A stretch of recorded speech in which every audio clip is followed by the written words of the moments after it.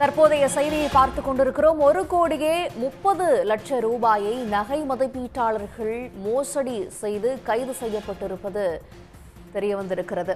2011 முதல் தற்போது வரை 42 நபர்கள் இதுபோல போலி நடவடிக்கைகளில் ஈடுபட்டிருக்கிறார்கள். சுமார் 200 சவரன் நகை மோசடி செய்யப்பட்டிருக்கிறது. இந்தியன் வங்கி முதன்மை மேலாளர் ராஜன் கொடுத்த புகாரின் பேரில் நகை மதிப்பீட்டாளர் பாஸ்கரன் கைது செய்யப்பட்டிருக்கிறார். விவரங்களோடு எமது செய்தியாளர் கணேசன் இணைகிறார்.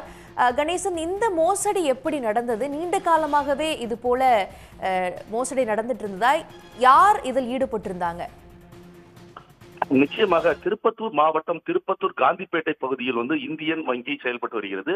இந்த இந்தியன் வங்கியில் நகை மதிப்பீட்டாளராக கருப்பனூர் பகுதியை சேர்ந்த பாஸ்கரன் என்பவர் இந்த நகை மதிப்பீட்டாளர் பணியை செய்து வருகிறார். இந்த நிலையில் 2011ஆம் ஆண்டில் இருந்து இவர் தனது உறவினர்கள் அத்தை, மாமா மற்றும் சித்தி, சித்தப்பா என்ற பெயரில் போலியான தங்க நகைகளை இவர் எடுத்து அதற்கான தொகையை கொடுத்துள்ளார். இதுவரை 200 சவரன் நகைகளை அவர் போலியான நகைகளை அடகு வைத்து பணம் கொடுக்கப்பட்டுள்ளது.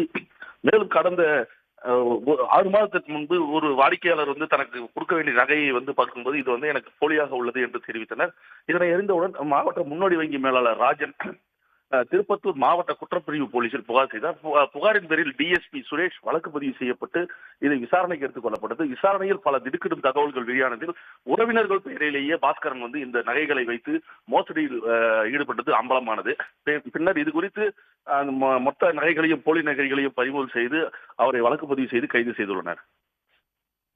விவரங்களுக்கு நன்றி கணேசன். உடனுக்குடன் செய்திகளை தெரிந்து கொள்ள சன் நியூஸ் பெல் ஐகானை கிளிக் பண்ணுங்க.